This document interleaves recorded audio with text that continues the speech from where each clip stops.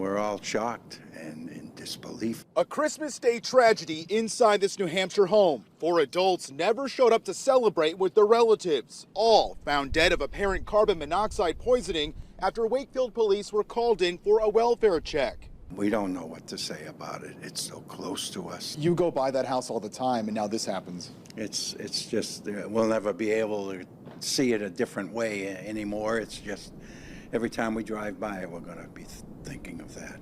The autopsy's now set for the day after Christmas as investigators look into the heating system inside the house on Province Lake Road and any other possible sources for the odorless, poisonous gas produced by burning fuel. Right here. Emergency officials on Thursday warning everyone to check your fire and carbon monoxide detectors on a regular basis. Also, maintain your appliances, cooking, and heating equipment. When you have your heating system running, you need to do that. You need to protect yourself and your family. For now, this large 5-bedroom home near Stump Pond remains empty. You can see here the doorknob broken to one of the entrances and damage near the window of the door. Our hearts go out to the relatives and family of those people. Who would expect that? No.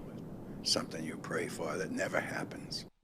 Thanks for watching. Stay updated about breaking news and top stories on the NBC News app or follow us on social media.